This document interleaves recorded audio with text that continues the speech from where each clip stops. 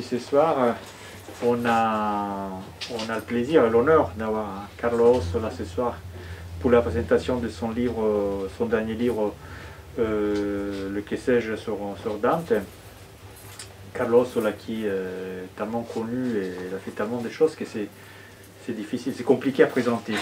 Donc je suis très synthétique, je dirais simplement qu'il est professeur au Collège de France pendant plus de 20 ans, où il a enseigné la littérature moderne de l'Europe néo-latine, si je me souviens bien. Et bon, à part ça, évidemment, grand critique littéraire, historien de la littérature, philologue.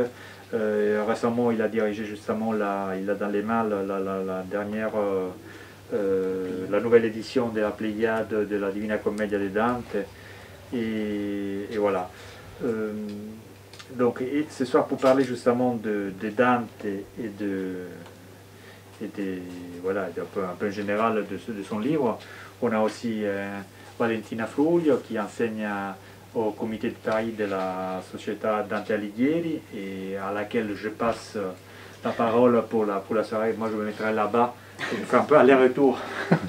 Je remercie encore la librairie pour cette invitation. C'est un moment très très important et je suis vraiment très émue d'être ici pour présenter avec vous ce livre.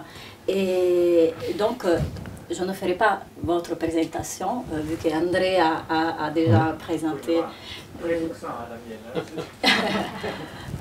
Donc, professeur au Collège de France jusqu'à 2020, depuis 1999, et avant professeur à différentes universités de Turin, Padova, Ginevra. Et donc, ce livre aujourd'hui, sur Dante, la collection Que sais-je, je dirais un livre essentiel. Un livre essentiel parce que c'est un livre qui nous donne la possibilité vraiment de comprendre Dante. Pour ceux qui ont déjà lu un peu Dante, qui l'ont traversé, les Italiens qui ont, pendant le parcours à l'école, ont un peu lu Dante ou après, mais aussi ceux qui, justement, en France, s'approchent de cet auteur, aussi des universitaires. Et nous trouvons une vision vraiment complète de l'œuvre de Dante. Et donc je voudrais commencer avec la biographie. On raconte la vie de Dante et vous dites tout de suite que c'est impossible pour Dante, surtout comme beaucoup d'auteurs, mais Dante en particulier, de ne pas parler en parallèle de l'histoire de Florence ou de l'Italie, de l'Europe, avec la vie de l'auteur. Pourquoi? Oui.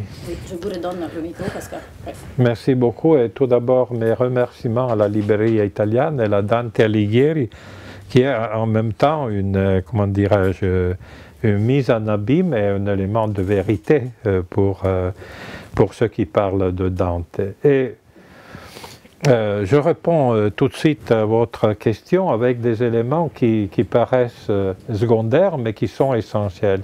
Tout d'abord, nous ne savons pas quelle est la date de naissance de Dante.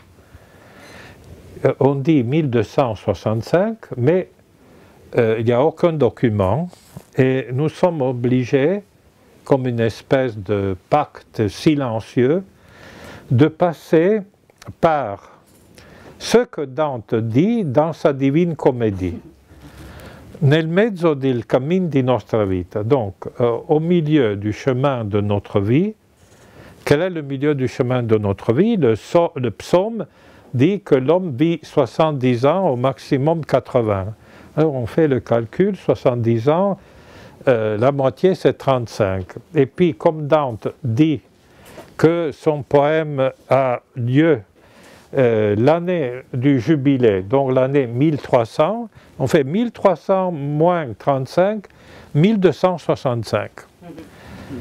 Mais c'est purement, comment dirais-je, conventionnel, à tel point qu'il y a une autre tradition minoritaire, mais aussi légitime, qui calcule la vie de l'homme sur la base de la vie du Christ, qu'il faut, au Moyen-Âge, surtout, il fallait imiter la vie du Christ. Le Christ a vécu 33 ans, donc 1300 moins 33 donnerait 1267.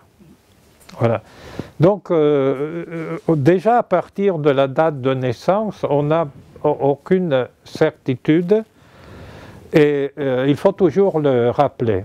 En plus, on n'a aucune signature de la main de Dante, même pas quand il était priore, c'est-à-dire, on pourrait dire consul, parce que les priores étaient plusieurs, il n'y a pas un seul. Il y a des documents dans les 6 mois où il a été priore, signés par, par les autres élus, pour ainsi dire, et pas par Dante. Donc, c'est vraiment un cas homérique. C'est exactement comme Homère. Nous n'avons aucune signature et pour l'instant, mais c'est un instant qui dure depuis des siècles, nous n'avons pas non plus des manuscrits que nous reconnaissons comme de la main de Dante, tout en sachant qu'il avait une écriture allongée. Dante del Virgilio le dit, il avait une écriture allongée.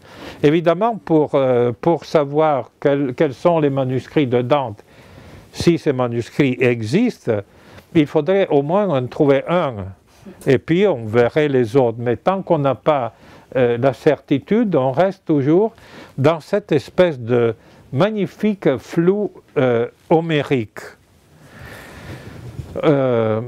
On sait aussi très peu des dates de son plus grand poème, la Divine Comédie, parce qu'il dit qu'il a écrit à partir de l'année du Jubilé. Mais en réalité, voilà, l'histoire des manuscrits est longue. Mais on est d'accord, là les philologues sont d'accord dans la position suivante, à savoir que Dante a commencé à rédiger l'Enfer entre 1306 et 1308. Et maintenant, on est en train encore de faire remonter un peu plus en aval la date. Ce centenaire, j'ai vu plusieurs contributions disant « Ah non, c'est peut-être en 1308 et 1309 ». Donc c'est de plus en plus... et puis on sait que la Divine Comédie, le Paradis, est vraiment peaufiné les jours même de la mort de Dante, à tel point qu'il y a une légende qui est transmise par les premiers biographes qui dit que son fils retrouva, après la mort de Dante, derrière un drapeau, les derniers chants du paradis. Parce que quand il meurt, il n'avait pas encore peaufiné son texte. Vous voyez, tout ça est extrêmement flou et fascinant en même temps. Fascinant parce que on peut voir assez concrètement par ces épîtres les étapes de son exil, ça oui. D'abord à Poppi, in Casentino, je vous conseille ce voyage, c'est l'un des lieux, c'est l'un des centres de l'Italie. En 30 km, vous avez Poppi, le lieu, c'est des Conti Guidi, hein, c'était réfugié auprès de comte Gibelin. Et puis vous avez à 22 km la Verna, donc le haut lieu franciscain. Et vous avez aussi, juste un peu plus éloigné, l'autre grand couvent de l'humanisme volontaire, c'est-à-dire Camaldoli. Hein. Vraiment, c'est un foyer essentiel de l'histoire culturelle italienne. Puis on sait qu'il est, après à Vérone, accueilli encore une fois par un Gibelin. Il n'a jamais quitté son appartenance. Et puis à Ravenna, en revenant au lieu où il était déjà allé plusieurs fois, c'est-à-dire les zones autour de Ravenne. Et il y a un ami très cher qui a écrit 2 volumes extraordinaires dont le titre est La noblesse de Dante, et il fait vraiment une espèce de grand, je dirais, plan de tous les nobles que Dante a célébrés ou condamnés de la Romagne, à tel point qu'on pourrait dire que la vie de Dante, au point de vue littéraire, de la topographie littéraire de la vie de Dante, se passe en réalité entre le Casentino, puis on passe les Apennins. Il y a encore aujourd'hui un chemin de fer entre la Toscane et Faenza, et de Faenza on descend à Ravenna. On pourrait dire que la vraie vie de Dante se situe entre ces 2 régions, hein. Où il a été accueilli, où il s'est battu, où il était bien. Du reste, il y a des descriptions extraordinaires des petits lieux, et il faudrait visiter cette partie de l'Italie avec les lieux de la Divine Comédie. C'est un exercice encore aujourd'hui fascinant. Voilà. Pour l'instant, je m'arrête là, mais je remercie. Voilà. Non, mais justement, c'est ce que, en lisant les premières pages sur la biographie, c'est ça. Il y a cette impossibilité de voir uniquement la vie de Dante sans l'Italie ou l'Europe. Et donc, Dante est contraint à quitter Florence en 1302. Et pour commencer cet exil, donc il ne reviendra jamais à Florence. Et donc, nous avons, comme vous disiez, une partie des œuvres composées après et une partie avant. Hein. Ouais. Donc, la Vita Nova est composée avant, donc avant le départ de Florence. Et nous avons une partie en prose, une partie en poésie. Et c'est un livre qui est déjà très important, dans lequel nous avons la présence de Béatrice. Et une Béatrice qu'on retrouvera déjà. C'est un livre qui préannonce la signification de Béatrice telle que nous la retrouvons après dans le paradis, dans la Divina Commedia. Et donc une alternance dans les deux. Et une importance aussi pour ce que vous disiez, les amitiés aussi poétiques de Dante. Qu'est-ce que vous pouvez nous dire sur l'importance de ce cercle, le Cavalcanti par exemple, de la poésie dans laquelle prend Dante le début, hein? Oui, il suffit de... Vous avez raison, vous avez raison de faire le clivage, surtout entre la partie avant et après l'exil.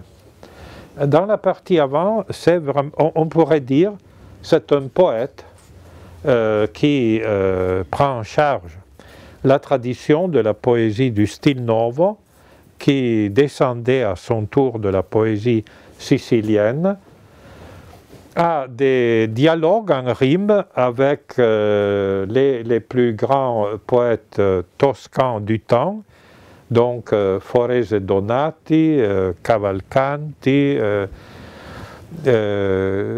avec aussi des poèmes comment dirais-je,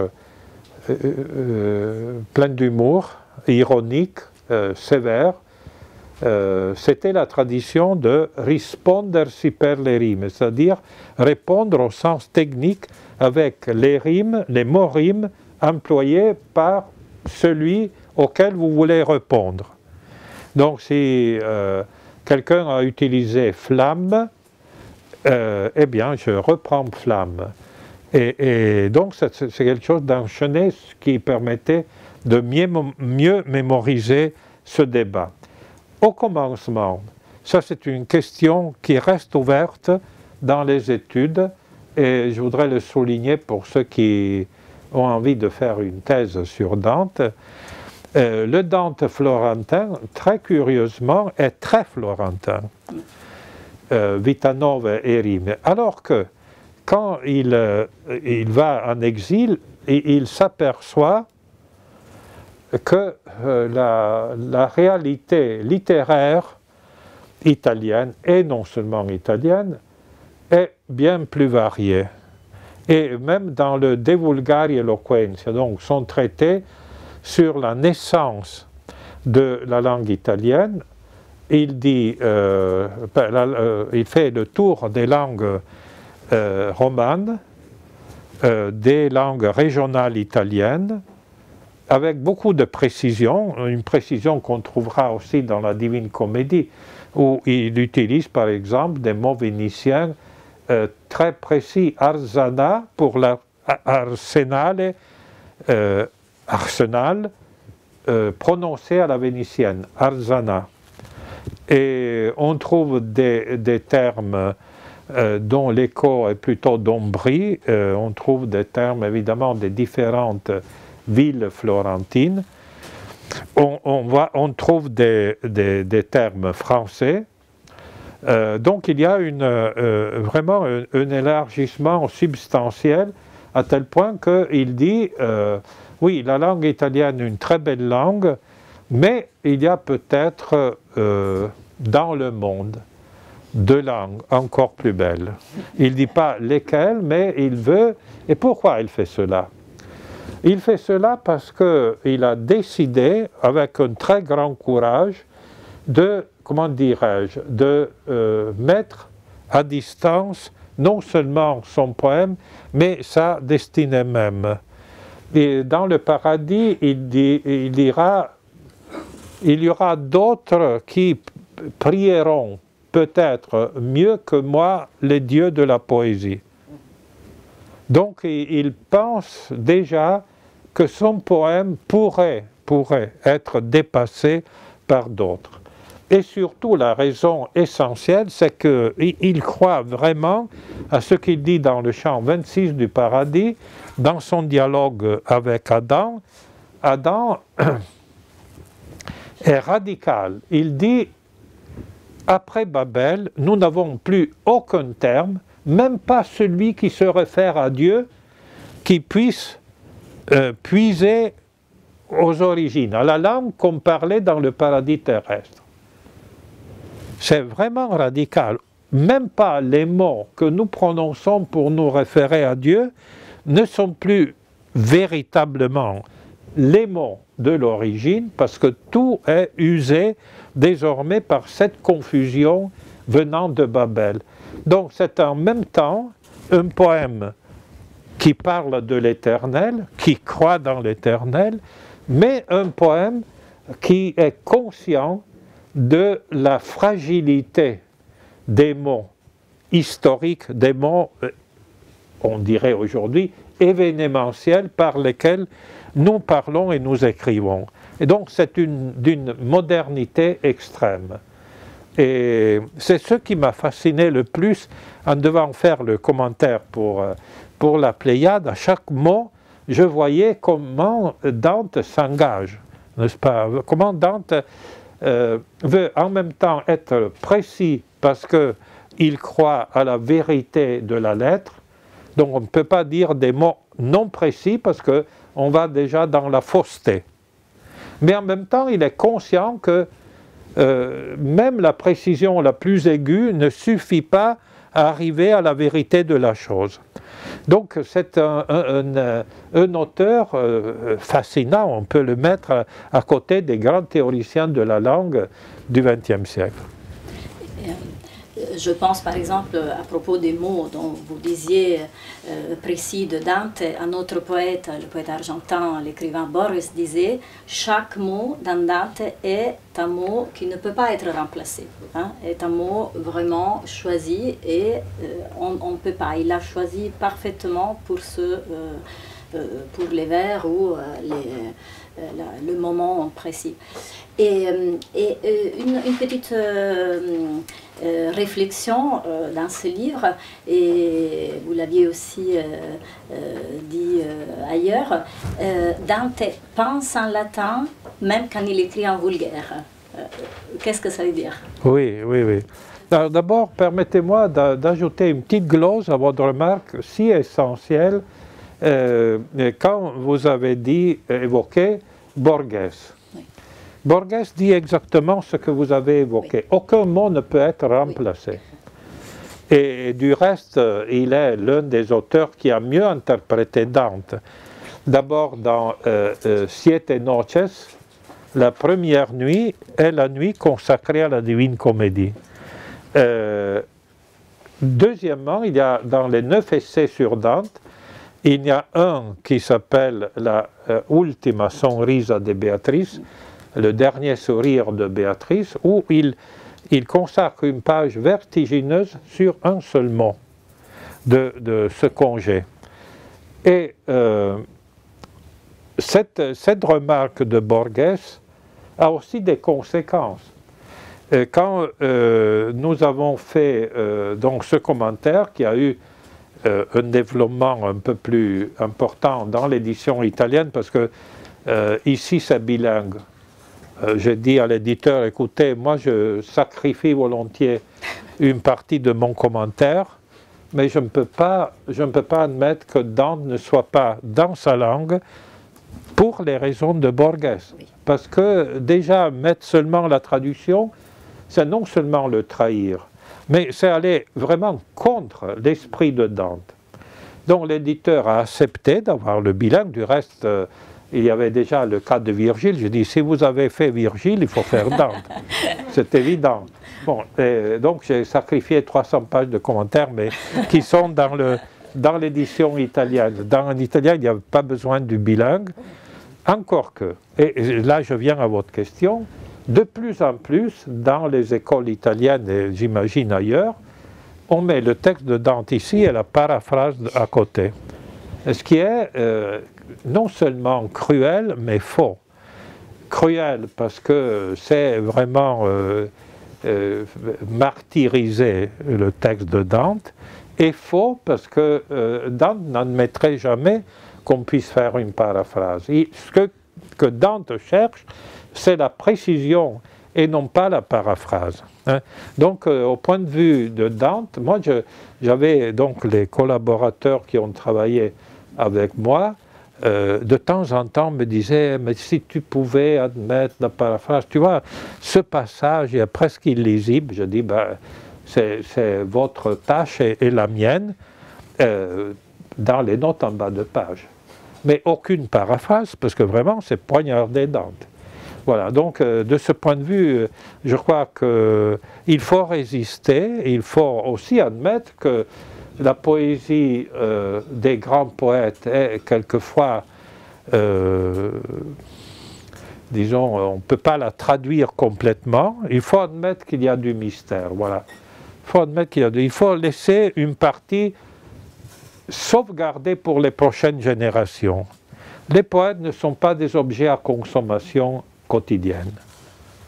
Et moi, je l'ai vérifié sur mon expérience personnelle. J'avais eu comme sujet de thèse Dante. Je suis allé voir après 2 ans mon professeur et je lui ai dit, je sais le privilège que j'ai eu, mais je vous assure, je n'ai pas encore fini la bibliographie, c'était sur les chants de l'Antipurgatoire, les chants les plus beaux de la Divine Comédie, les plus humains en tout cas. Et il m'a dit, mais vous êtes fou, vous ne savez pas ce que vous perdez, vous regretterez. Alors j'ai porté en moi le regret et le désir de ça. Et à la fin maintenant de ce parcours, je ne répète que ce que je vous ai dit, c'est-à-dire que il y a une partie qu'il faut laisser aux prochaines générations. Voilà. Et justement, si nous revenons au traité de Vulgari Eloquenza qui est écrit en latin et il n'est pas terminé, dans votre livre, sur Dante dit que la langue idéale, le vulgaire idéal, doit être illustre. Et vous ajoutez aussi que probablement, siècle après, seulement un écrivain italien, Italo Calvino, a atteint ce niveau de langue vulgaire illustre. Pourquoi? Oui. Un grand merci. Vous touchez mes petits lieux saints, dont l'un est Italo Calvino. Malheureusement, au Collège de France, je n'ai pas eu la possibilité de faire un cours sur Italo Calvino parce que il fallait, comment dirais-je, d'abord retrouver des auteurs moins connus, alors que Calvino, fort heureusement, est bien connu. Mais j'ai le regret de ne pas avoir pu parler de lui, alors que, évidemment, à chaque cours, il y avait au moins 2 ou 3 citations de Italo Calvino. Pour quelles raisons? Parce que Italo Calvino souhaite fournir, et il y a même une théorisation dans Palomar, le mot précis. Et il le théorise en disant, voilà, Palomar est un texte d'une beauté extraordinaire. Il y a d'abord les narrations, non pardon, d'abord les descriptions, et c'est là comme en effet Francis Ponge. Hein, comment une figue et pourquoi. Alors, la description précise de l'objet, prenons par exemple, je ne sais pas, la description d'une onde avec lequel le texte commence. Et puis, la narration, c'est-à-dire que ces objets ne sont pas isolés dans l'espace, mais ils ont un rapport avec celui qui les regarde, avec d'autres objets, avec notre histoire ou pas, et puis enfin les méditations. Si on enlevait le nom Italo Calvino et on ne lisait que cette note finale, on dirait c'est, je ne sais pas, du Bossuet, du père Bourdaloue, etc. C'est vraiment un très grand moraliste, mais à partir de l'exigence de la précision. Et Dante, c'est exactement la même chose. On pourrait dire bien sûr que Dante a une exigence métaphysique plus exhibée, mais Italo Calvino également. Si vous prenez les dernières pages des Villes invisibles, ou les dernières pages de La journée d'un scrutateur, ou alors les dernières pages de Palomar, comment apprendre à être mort, ben là vraiment c'est une méditation métaphysique extraordinaire. Et de ce point de vue-là, le bonheur, enfin je dis mes choix, à mon sens, la littérature italienne tient mieux, est universelle, précisément quand elle se confie à ce type d'écrivains. Ils ne sont pas nombreux, mais certainement Dante, ajoutons Primo Levi et Italo Calvino. Le devoir de la précision, d'abord pour un respect de la vérité de l'objet en tant que tel, et puis pour une transparence plus grande. La littérature n'est pas faite pour fausser les effets, mais pour chercher la réalité des choses. Donc c'est vraiment...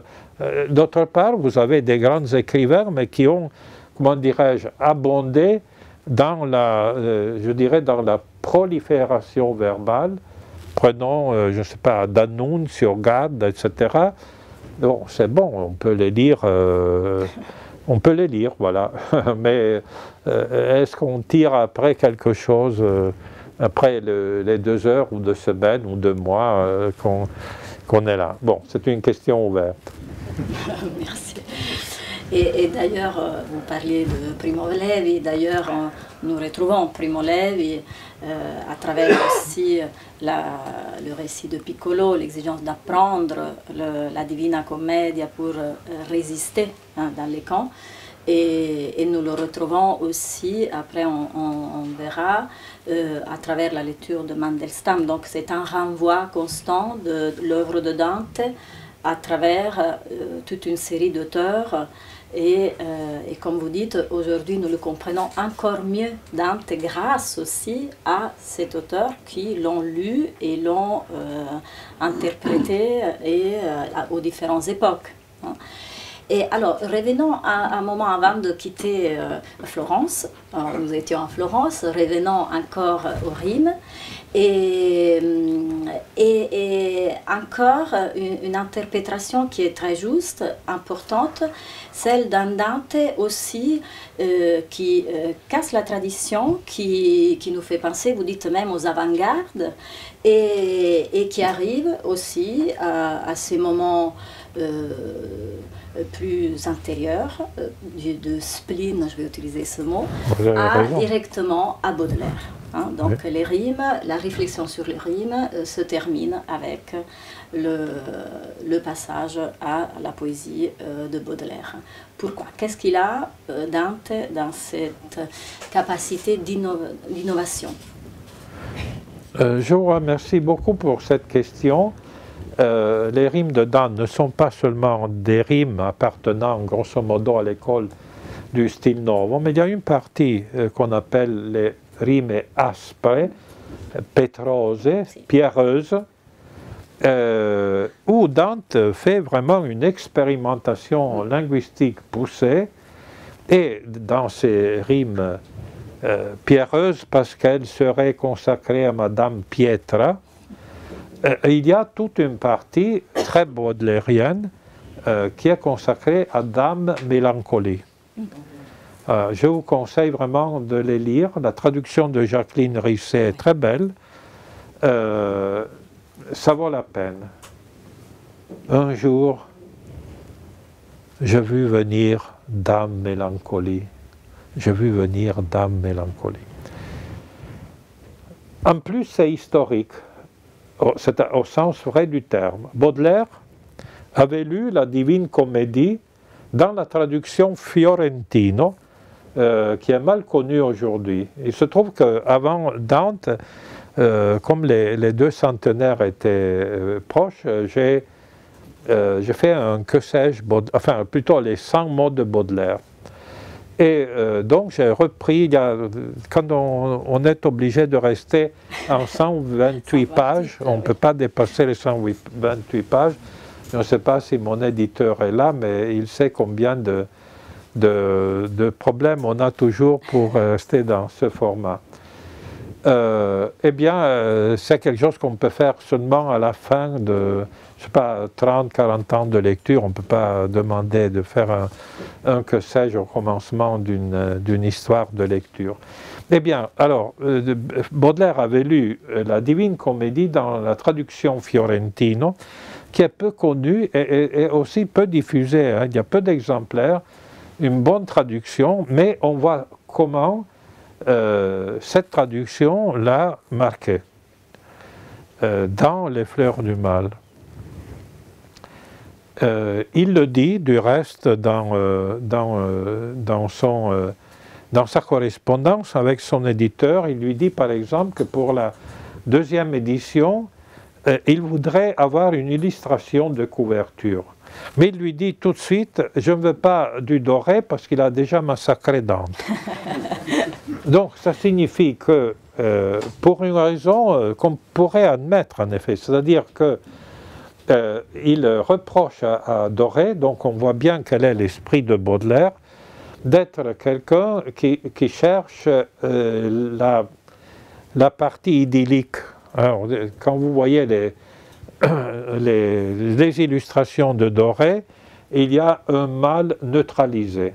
Alors que Baudelaire aurait souhaité, pour Les Fleurs du Mal, par exemple, un squelette dansant, à la manière justement de la grande poésie baroque, ou alors il le décrit à son éditeur, si vous ne voulez pas une danse de la mort, pour ainsi dire, je mets un squelette, mais avec des bourgeons, avec les fleurs, justement, des choses qui fleurissent en même temps pour montrer ex malo bonum. C'est un peu la grande... Baudelaire aussi, un grand moraliste d'une certaine manière, c'est-à-dire que de la pourriture même, il y aura au moins une fleur qui va naître d'éternité, une fleur de beauté, une fleur d'espoir. Et d'autre part, parce que précisément ce que Baudelaire déteste est la calligraphie. Et donc pour lui, Dante est vraiment quelqu'un qui a su parcourir les enfers, mais toujours en ayant le ciel au-dessus de lui. Et il y a je vous le conseille, maintenant on trouve ça même dans le web, on a numérisé tout le Figaro, et il y a la commémoration que Nadar, son ami photographe, a fait le jour après ou la semaine après la mort de Baudelaire dans le Figaro, en disant, c'est l'une des plus émouvantes. Je l'ai visité le dernier jour à l'hôpital et je lui dis, mais comment peux-tu prétendre d'être croyant, hein? Et il dit, Baudelaire m'a répondu simplement en me disant, mais tu vois la beauté de ce ciel. Donc on voit qu'il est dans la fenêtre de la chambre de l'hôpital, il dit, mais tu vois la beauté de ce ciel. Alors, c'est là que, en effet, la Divine Comédie a été un modèle pour Baudelaire, et surtout là, il y a vraiment cette continuité, vous dites justement, de spleen, que nous retrouvons, par exemple, à la fin, dans la partie, les chants les plus, je dirais, humains de la comédie, donc les chants 1-8 du Purgatoire, quand ils sont encore là, en attendant de monter, un peu perdus, mais heureux d'être dans la lumière. Eh bien, le dernier, c'est le crépuscule. Combien de fois Baudelaire a célébré le crépuscule? Et il faut bien dire que le crépuscule de Dante est magnifique. Era già l'ora che volge il desio ai naviganti. Donc, plein de mélancolie, parce que ceux qui voyagent au crépuscule pensent à leurs amis, à leurs parents, à leurs épouses qu'ils ont laissées loin d'eux. Et Dante dit internerisce il cor, c'est-à-dire que le crépuscule nous oblige à rentrer en nous-mêmes, et nous-mêmes nous devenons plus attendris, plus, je dirais, non seulement prêts à la méditation, mais à tout ce qui est l'aspect, je dirais, plus humain de notre expérience. Non pas les conquérants, c'est exactement l'inverse d'Ulysse. Ulysse oublie son épouse, etc. Et pour Dante, le voyage est une manière, au moins au crépuscule, comme pour Baudelaire du reste, de retrouver ce qu'il y a de plus essentiel dans l'expérience du vécu. Merci. Et donc, je continue. Et le convive, le banquet, marque un peu le passage, donc le désarroi, la tristesse de Dante, parce qu'il a quitté Florence, donc il est citoyen du monde, un monde dont il a besoin, comme le poisson a besoin de la mer, et il écrit en bulgare, et donc un autre traité après, le monarque, qui a la monarchie en français, et en latin encore, il revient sur le latin. Et là aussi une petite question, une réflexion. Un livre qui était à l'index jusqu'à 1881, donc ça peut-être quelqu'un l'oublie, et donc après l'unité d'Italie. Donc il faut attendre là aussi des siècles pour que ce livre ne soit plus interdit. Pourquoi? Quelle est la vision donc de la monarchie pour Dante? Qu'est-ce que ça signifie? C'est pas vraiment la monarchie, qu'est-ce que ça signifie?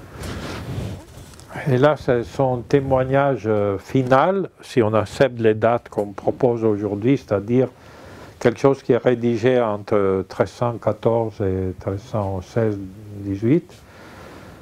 1316-18, c'est-à-dire le fait que le monde est réglé par deux soleils, c'est-à-dire le pape pour la vie spirituelle et l'empereur pour la vie ordinaire de citoyen. Et donc, dans ce traité, il défend la nécessité qu'il n'y ait pas de subordination de l'un à l'autre. Si le pape s'empare du pouvoir politique, il affaiblit la spiritualité de l'Église, mais si l'empereur s'empare des croyances, eh bien là il y a une mythisation, un culte de l'empereur, comme exactement dans les temps païens. Du point de vue de Dante, il faut que les deux soient en équilibre, qu'ils dialoguent entre eux. Et je pense surtout qu'il était sensible, parce qu'on le voit très bien dans le Paradis, au fait de la dégénération de l'Église qui s'enrichit de plus en plus. On passe au décrétal au lieu de suivre la pauvreté des grands témoins je dirais, des fondateurs des ordres religieux, notamment Saint François. Dante n'est pas le premier biographe de Saint François. Il y a eu des dizaines. Jacques Dallarin, donc un grand savant parisien, a publié la série de vie de Saint François. C'est celui qui a vraiment foisonné de biographies. Mais est le premier à résumer tout ça dans un seul champ. Et on voit bien que l'axe prioritaire pour Dante est l'axe des fondateurs des ordres religieux pauvres. Par exemple, Pierre d'Amiens, Saint Benoît, Saint François, qui sont à partir du chant 11 jusqu'au chant 24 du Paradis, sont les grands témoins. Dante avait peut-être l'idée assez, je dirais, qui revient de temps en temps dans l'histoire, l'idée que l'Église séculaire est corrompue, qu'il faut avoir des prophètes, de temps en temps, des réformateurs. On le voit très clairement dans le Paradis. Chaque fois qu'il met en enfer un pape, il fait surgir un prophète de pauvreté, de justice, etc. C'est très, très attentif à tout cela. Mais c'est pour vous dire, en effet, il ne croit pas aux pouvoirs locaux. Pour lui, il a fait l'expérience à Florence, le pouvoir local vous fait perdre le devoir de penser en termes universels. Donc, ce n'est pas, comme on dit aujourd'hui, Dante n'est pas du tout un souverainiste, c'est-à-dire ceux qui pensent qu'il faut être souverain de chacun de son petit îlot. Pas du tout. Tout doit être mesuré sur l'universel. Tout. Tous les pouvoirs doivent répondre à l'universel, au bonheur universel des âmes et des vies humaines. D'ailleurs, merci. Et d'ailleurs, si on reste sur l'idée que c'est le 1265, la naissance de Dante, vous dites en 1266 mourait Manfredi, le fils de Federico II. Et là, il y avait déjà ce changement de l'Italie, de la poésie. Et c'est une époque nouvelle avec la présence majeure de l'Église qui, symboliquement, donc, est tout à côté de la naissance de Dante et la mort de Manfredi. Oui, je vous remercie de cette remarque qu'on ne fait pas fréquemment, mais il y a quelques auteurs qui disent, peut-être à juste raison, et vous êtes dans ce sillon-là, que finalement la Divine Comédie est un poème posthume au sens des idées de Dante. C'est-à-dire que avec la mort de Manfredi, la possibilité d'une continuité vraie disons d'un pouvoir impérial universel et digne n'existe plus. Du reste, il met les papes aux enfers, mais il est très sévère avec Henri VII de Luxembourg, qui devrait venir sauver l'Italie, qu'il se perd à mettre le siège à Pavie, mais tu dois venir à Florence, c'est ici qu'il y a la vipère qui est en train de ronger les entrailles de la chrétienté. Très dur, Dante. Ça, c'est dans les épîtres ainsi dites politiques, 5e, 6e et 7e. Ce sont des textes terribles. Et donc, il ne croit pas vraiment aux successeurs. Et il y a souvent... vous avez raison et j'aimerais abonder dans votre sens. C'est-à-dire l'idée d'un poème posthume qui contemple, on le voit dans les trois chants du paradis, 15, 16 et 17, consacrés à son aïeul Cacciaguida. Cacciaguida ne fait que parler de la Florence d'antan. C'est un discours rétrospectif avec la certitude que ce temps ne viendra pas. Tout ce qu'il dit, Cacciaguida, sur l'avenir, c'est que Dante sera exilé. Donc c'est vraiment un discours en même temps de rétrospectif. La vraie Florence était là quand les gens allaient s'habiller avec des peaux d'animal, pas avec les jupes des couleurs vives comme aujourd'hui, avec les colliers, tout ça. La critique de l'argent et du luxe. Hein. C'était vraiment quelqu'un qui était complètement contre le luxe. La corruption justement de l'Église, enfin il y a tout ça, on le voit en effet comme un poème rétrospectif d'une certaine manière, une longue trénodie, une commémoration, et de ce point de vue-là, c'est vrai que, comme Papini le disait, Dante est en effet un poète qui ne pense pas du tout comme le fera Machiavel au temps présent, mais ou bien au temps ultime, l'Apocalypse, ou bien à des origines perdues. Merci.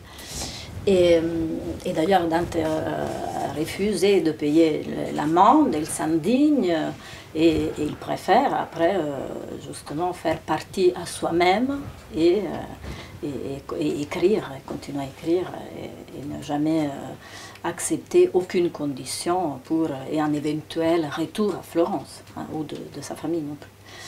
Et donc venons à la Divina Commedia, la Divine Comédie. La moitié du livre est dédiée à la Divina Commedia. Et donc ce passage, cet héritage de Dante de la philosophie ancienne, des universaux, des universels en français, universel, peut-être j'ai mal dit, et pour arriver à la chrétienté. Et donc, quel est ce passage qui accomplit Dante? Donc, arriver à... de quelle façon y arrive? Oui. Nous n'arrivons pas à bien comprendre les grands textes du Moyen-Âge, notamment la Divine Comédie, sans passer par les 4 degrés de l'écriture décrits parfaitement dans les livres d'Henri de Lubac, exégèse médiévale.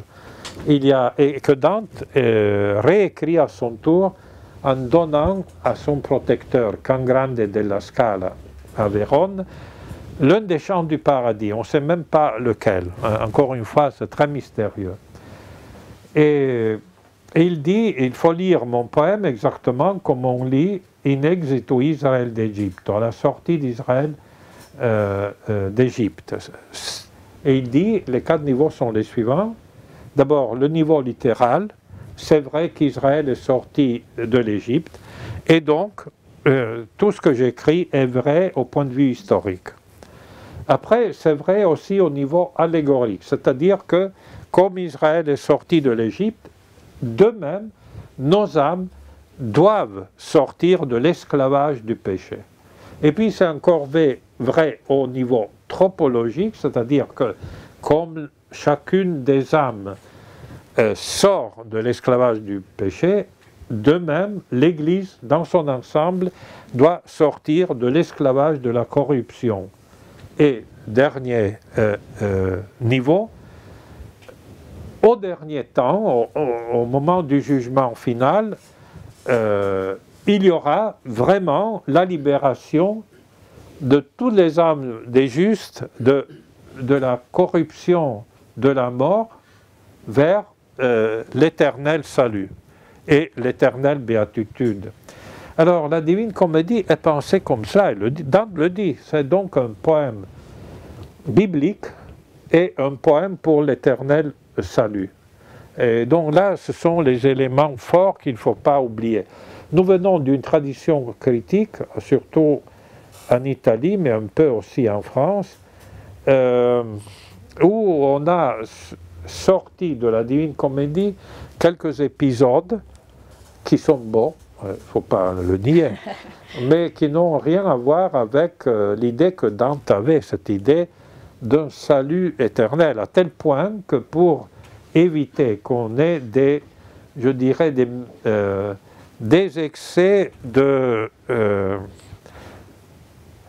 comment dirais-je, de goût pour l'Éden, hein, il fait exprès, et donc il met au sommet du purgatoire l'Éden des origines, mais cet Éden est vide, et en plus il met dedans la procession apocalyptique.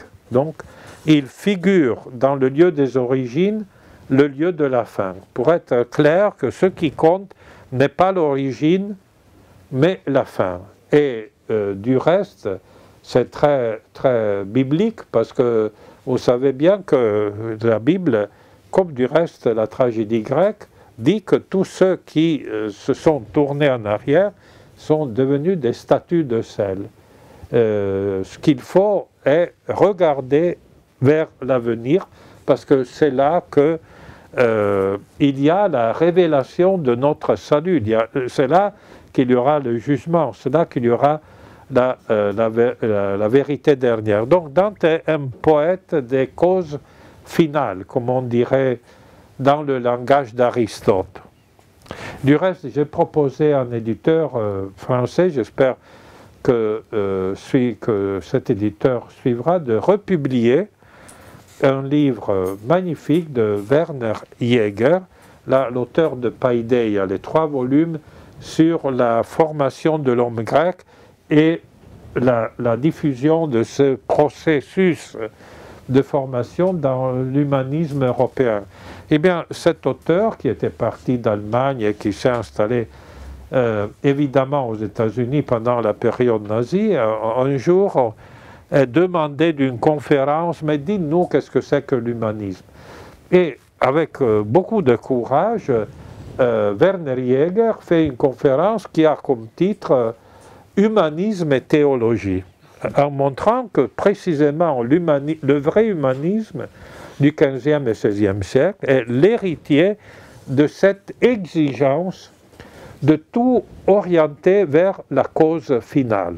C'est un livre très court, c'est une conférence qui fut traduite en français par un grand dominicain de la rue du Solchoir, c'est-à-dire le père Saffray, qui a disparu l'année dernière. C'est ces noms-là qu'il faut rappeler, hein. Des noms apparemment secrets, mais qui ont marqué en profondeur. Et je crois que Dante et saint Thomas, dont il est un peu le petit enfant, ont regardé à cela et ont conservé ce type d'exigence.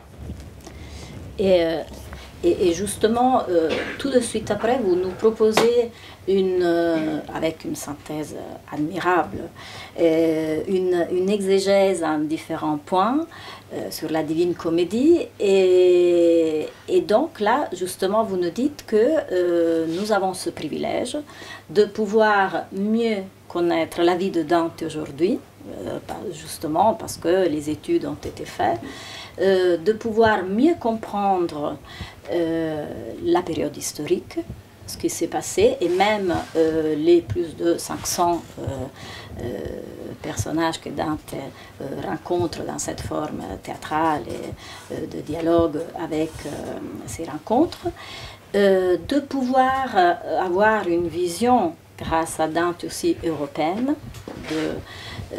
à travers la Divina Commedia, et encore aussi justement une lecture biblique, hein, avec aussi la vision de Marie, le rôle de Marie à l'intérieur, et encore une possibilité, celle de voir l'exil comment ça s'est traduit au fur des siècles, cette réinterprétation de l'exil de Dante, et évidemment le salut à la fin donc, du pèlerin qui fait son chemin et qui arrive à cette aurora au final. Donc nous pouvons mieux lire aujourd'hui la Divina Commedia, grâce à vous aussi évidemment. Ouais, ce n'est pas une idée à moi, mais c'est une formule, encore une fois, de Jorge Luis Borges, qui dit précisément que nous connaissons mieux Dante que ses contemporains, parce qu'il les dépasse tellement que juste aujourd'hui, on peut petit à petit avoir l'horizon que Dante avait. Et c'est vrai que le XXe siècle nous a donné des grands interprètes de Dante. Tout d'abord, je dirais Ezra Pound, qui a imposé la lecture de Dante à Joyce et à Eliot, a vraiment imposé. Il y a les lettres de Pound à Joyce en disant cet été, il faut qu'on se voit les trois au lac de Garda parce qu'il faut retravailler notre Dante. Hein. Ah, il était impératif. Et après, bien sûr, Eliot, qui a été d'une fidélité absolue à Dante, non seulement dans les différents essais sur Dante à partir tout de suite de 29, mais surtout dans ses œuvres. Hein. Dans Westland, Dante est constamment cité, aussi dans les Four Quarters, aussi dans Hollow Man, parce qu'il y a cette espèce de formule qui rappelle certains passages de l'enfer, c'est-à-dire des hommes vides qui n'ont plus que leur masque. Et puis en avançant dans le temps, évidemment, le rôle essentiel de Mandelstam dans les années 30, quand il est envoyé à l'école, il n'a que 2 livres, Pouchkine et Dante. Et je crois que là, vraiment, c'est un très grand témoignage. Dante est le poète des exilés. Akhmatova également est un poème consacré à Dante, émouvant. Elle le représente habillé simplement de la chemise blanche qui n'est pas celle de l'hôpital, mais des gens qui sont prisonniers dans un faux hôpital, mais dans un lieu de réclusion, et qui traversent la nuit, les pieds nus, sa Florence, pour ne pas se faire reconnaître, etc.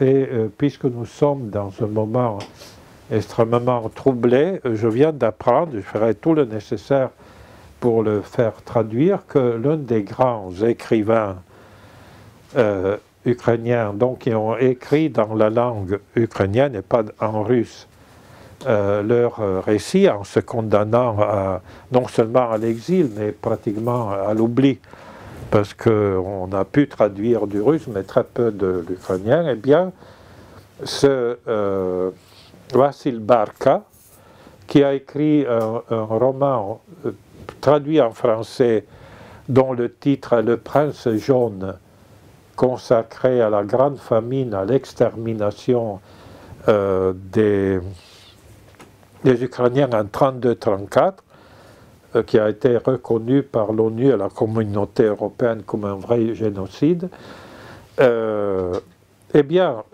il avait fait sa thèse à Moscou, où on ne parlait pas du tout ukrainien, donc lui, il était l'exilé, là, sur Dante. Et donc, j'espère retrouver ça et pouvoir le publier. Ça m'intéresse énormément. Donc Dante est vraiment, de ce point de vue-là, à partir de l'expérience de Primo Levi et de Piccolo que vous avez évoqué, l'auteur au XXe siècle des exilés, et j'ajouterai aussi l'auteur le plus épique, parce que l'un des textes les plus beaux sur Dante en 1965, le centenaire de la naissance présupposée de Dante, est Saint Jean Perse. Saint Jean Perse fait un discours superbe à Florence pour le centenaire, en évoquant ces peuples qui arrivent sur, je dirais, les plages de l'histoire avec leur désir, avec les écumes de la furie de l'histoire, etc. Mais tous sont portés par la vague de Dante. C'est un texte superbe, vraiment l'un des plus beaux. Donc je crois que là, le XXe siècle a beaucoup travaillé pour Dante et avec Dante. Et donc nous partons d'une belle base. Espérons d'en être dignes. Je ne suis pas sûr, mais espérons-le. Voilà. Merci. Mendelssohn qui n'arriva pas à la fin de son... parce qu'il est mort avant. Oui. Il n'arriva même pas. Et parmi les philosophes, les écrivains français, par exemple, même Balzac, les proscrits. Et sinon, parmi les philosophes aussi, vous citez justement Marx et Engels aussi, qui avaient rendu hommage, on l'oublie, il y a Dante qui ouvre le Capital. Oui, là c'est une histoire, il faut toujours lire les auteurs comme ils ont écrit et pas comme on les a interprétés. Alors, Marx appartient à une ville qui est vraiment l'un des grands hauts lieux de la tradition européenne, c'est-à-dire Trèves. Son père essaye de s'ennoblir un peu, de participer à la vie bourgeoise de Trèves. Comme tous les hommes de l'époque, la langue de culture était le français et la langue du plaisir, de la sociabilité, était l'italien. Et donc si vous prenez les lettres à son épouse, ce sont des lettres admirables où il y a de temps en temps un mot d'italien venant de l'opéra, hein, surtout de Mozart. Oui. De Mozart, par exemple, de Così fan tutte ou alors de Don Juan même. C'est vraiment une culture de la tradition européenne la plus ancien régime qu'on puisse imaginer. Hein. Et en même temps, il lisait, parce que ça faisait partie vraiment du cursus de la formation d'une personne, comment dire, d'une personne de bien élevée, voilà, d'une personne bien élevée, il lit Dante en italien, tout en ayant à disposition une très belle traduction allemande. Il lit Dante en italien et dans le Capital, il cite dans la Divine Comédie en italien. J'ai vérifié le texte allemand, le texte français, le texte italien. Non, il le cite en italien et c'est un passage assez extraordinaire parce que dans la première partie, c'est la force de sa pensée, il essaye de montrer que la monnaie est un élément c'est une valeur de référence et pas une valeur absolue. La valeur est vraiment dans le produit, dans la chose fabriquée, dans la chose produite. La monnaie est une valeur d'échange. Et alors, pour montrer ça, il prend, alors que tout le monde à l'époque s'occupait seulement de l'enfer, il prend, parce que c'est plus réaliste, etc., il prend le chant 24 du paradis, quand Dante est interrogé par Saint-Pierre sur la foi, et dit à Dante, oh, d'accord, je vois que tu connais bien le catéchisme, c'est pas comme ça, mais je traduis, hein. Mais dis-moi si tu l'as vraiment dans ta bourse. Et Marx dit, ben, il faut faire exactement, mais il le dit comme ça, il faut faire comme Saint-Pierre. La déclaration de la monnaie dans laquelle vous faites l'échange n'a pas de valeur, il faut voir si tu l'as dans la bourse. C'est-à-dire quelle est vraiment la nature de l'objet, de l'objet produit, de l'objet que tu as, dont tu veux faire l'échange. La monnaie n'est pas le fondement, est une valeur de référence. Là, c'était déjà le premier grand passage du Capital. Et puis, il y a encore d'autres citations de la Divine Comédie. Et son ami Engels Vous voyez à quel point Dante a marqué les générations. Son ami Engels, qui meurt 10 ans après Marx, se charge de la diffusion. Engels avait toute une bataille avec Marx pour savoir qui d'entre eux possédait plus de langues. Engels disait toujours qu'il n'en connaissait plus que Marx, c'est peut-être vrai. Et alors, quand il y a la traduction un peu dans tous les pays, du polonais, la circulation américaine du Capital est formidable. Hein. Et enfin, on le traduit en italien en 1892, me semble-t-il. Et il y a ou un peu avant, il y a une préface dictée en italien par Engels. Et Engels se livre à cette énonciation de principe en disant, comme une espèce de résumé du manifeste, en disant l'Italie a produit le commencement avec les marchands, etc., du capitalisme, a enterré la société féodale du Moyen-Âge. Le capital est déjà une manière de sortir de l'esclavage de la terre, n'est-ce pas? Il n'y a pas seulement les gens qui doivent faire les corvées, on dirait les âmes mortes de Gogol, liées comme ça à la terre, n'est-ce pas? Donc le capital est déjà une manière de procéder. Mais le héros de ce changement des temps anciens aux temps modernes a été Dante, le plus universel des poètes. Point. L'Italie pourra-t-elle nous donner pour ces nouveaux temps un nouveau Dante? Point d'interrogation. Donc c'est comme si le manifeste du Parti communiste faisait appel à l'universalité de Dante. Mais encore une fois, c'est une tradition qui va de Dante à Rabelais, à Montesquieu, et un peu aussi à Tocqueville, et puis bien sûr à Marx, c'est-à-dire les penseurs qui ont toujours pensé qu'une philosophie n'a que deux valeurs si elle est universelle. Le point essentiel est là.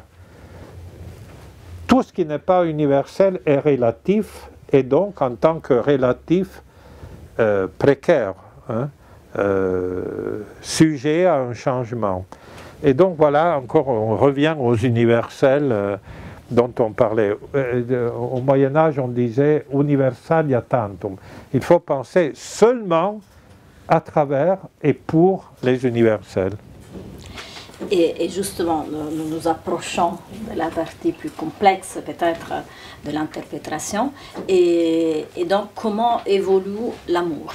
L'amour, on a vu, c'était un des premiers éléments que nous avons vus avec le Vita Nova, déjà avec Dante qui interprète cet amour d'une façon déjà différente des autres poètes. Donc c'est comment pouvoir être sauvé, une transcendance, et comment donc l'amour évolue de l'enfer au purgatoire au paradis.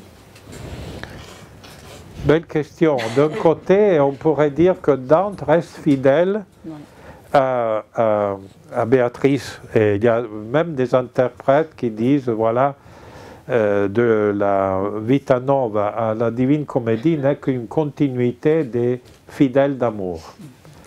Mais en même temps, il y a un changement assez substantiel.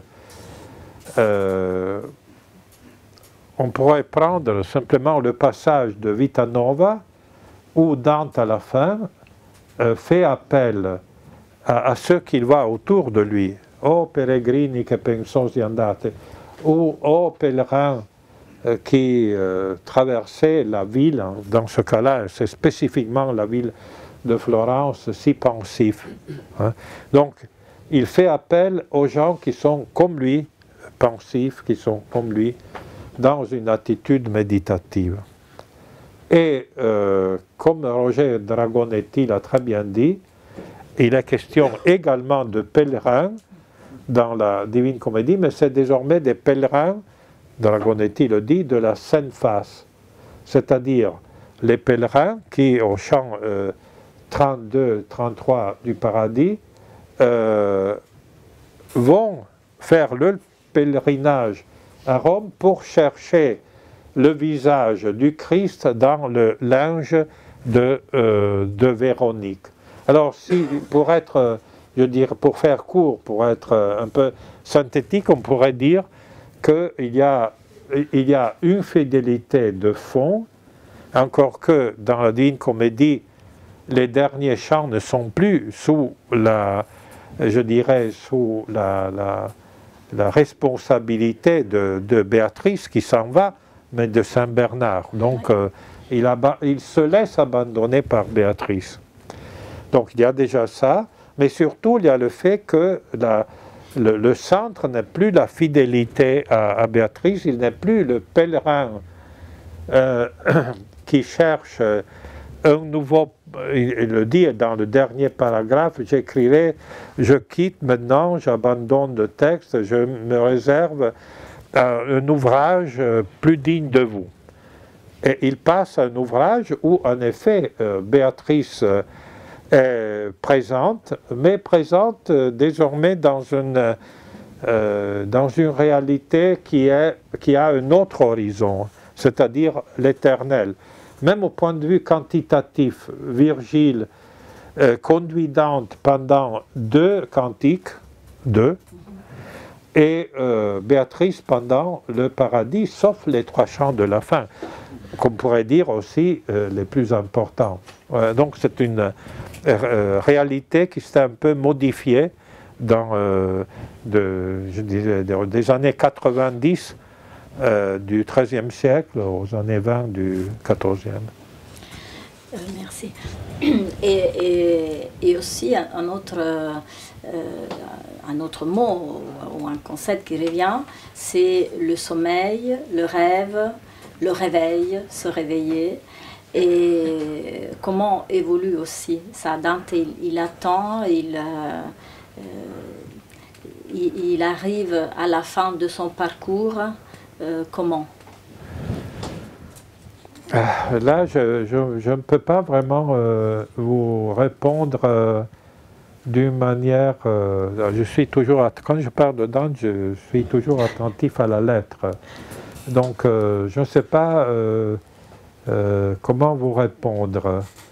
Les rêves sont très importants dans la Divine Comédie et au purgatoire également, parce que il ne faut pas oublier que dans le purgatoire, il y a le temps et le temps humain. La nuit vient et il faut s'arrêter pour dormir. Oui. Donc quand on dort, il y a des rêves. Par exemple, Dante, je crois au chant 9 du purgatoire, rêve d'être pris et porté en haut par un aigle, et quand il se réveille, il se trouve vraiment à la porte du paradis. Sauf que c'est Lucie qui l'a conduit pendant la nuit à la porte du paradis, du purgatoire. Et après, il y a l'ange gardien qui va les examiner, donc après il fait monter les différents cornici du purgatoire. Donc c'est quelque chose qui est présent dans la Divine Comédie, et en même temps Dante dit qual è colui che somniando vede. C'est le voir en rêve. C'est quelque chose de supplémentaire. J'ai consacré un petit article, mais je ne suis pas encore sûr d'avoir trouvé la clé finale. Parce qu'il faut savoir quels sont les textes sur la valeur du rêve et donc des songes au Moyen-Âge, surtout ceux que Dante pouvait lire et admettre. Mais certainement, il y a par le rêve une connaissance supplémentaire. Qual è colui che somniando vede? Tel j'étais. Donc, il y a aussi cette partie, disons, nocturne, mais une nuit qui n'est pas une nuit de ténèbres et de damnation, mais une nuit où, comment dirais-je, les esprits, dans le repos, se recueillent et donc manifestent un avenir proche. Encore une fois, Dante est un esprit qui ramasse tout de la tradition. Mais vous avez raison, il faudrait, il y a des travaux, mais il faudrait toujours les refaire pour savoir quelle est vraiment la position de Dante, la position véritable. Certainement, il y a aussi une évolution, hein, parce que, disons, au point de vue de la théologie du paradis, on est saisi presque par la lumière venant d'en haut et on n'a plus droit, on peut ne pas comprendre, mais il n'y a pas de faux sens. Alors que dans l'enfer, et même dans le purgatoire, quelquefois, on peut prendre un chemin qui n'est pas le bon, alors Virgile rattrape Dante, etc.